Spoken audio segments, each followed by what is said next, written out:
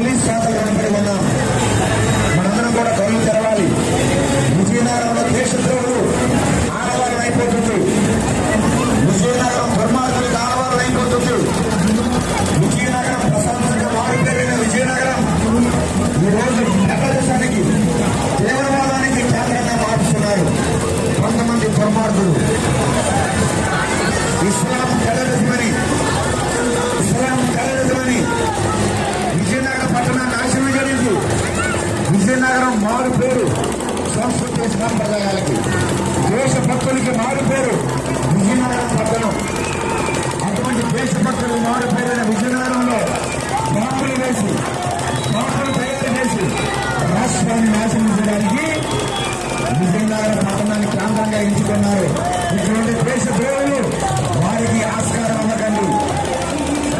ఇలాంటి ముస్లిం terrorism, Islamic terrorism ఏదైతే ఉన్నదో దాన్ని తిప్పికొట్టాల్సిన బాధ్యత మనందరి పైన ఉన్నది.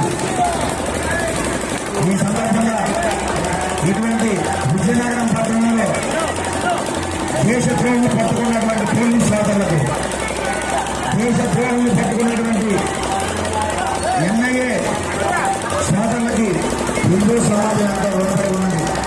విజయనగరం పట్టణంలో దేశద్రోహులు ఉన్నారు. ఇక్కడ విజయనగరంలో మనం ఆశ్రమిస్తున్నాం. మనం వారికి భోజనం పెడుతున్నాం, వారికి ఉద్యోగాలు ఇస్తున్నాం, వారికి ఉపాధి కల్పిస్తున్నాం.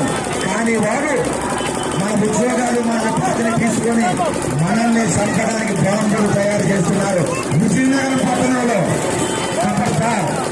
Be careful, be careful. ప్రతి హిందూ కూడా విజయనగరం పట్టణం కేంద్రంగా బాంబులు తయారవుతున్నాయి, తీవ్రవాదులు తయారవుతున్నారు. విజయనగరం జై పైడితల్లమ్మ, జై జై పైడితల్లమ్మ, జై శ్రీరామ్, జై జై శ్రీరామ్. విజయనగరం పట్టణంలో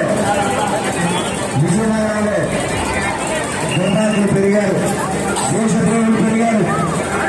విజయనగరంలో దేశద్రోహానికి టెర్రరిజానికి మారుపేరుగా మారుస్తున్నారు. ఇటువంటి తరుణంలో ప్రతి హిందూ కూడా జాగ్రత్త కావాలి. విజయనగరంలో ఉండేటటువంటి విజయనగరం కళకి నిలయం, విజయనగరం ప్రశాంతతకు నిలయం, విజయనగరం దేశంలోనే అగ్రగామిగా చదువుల తల్లులు, చదువులకి నిలయం, కళలకు నిలయం. అప్పారావు గారు, అలాగే ఆదిపట్ల నారాయణ స్వామి గారు, జానపద కళాకారులు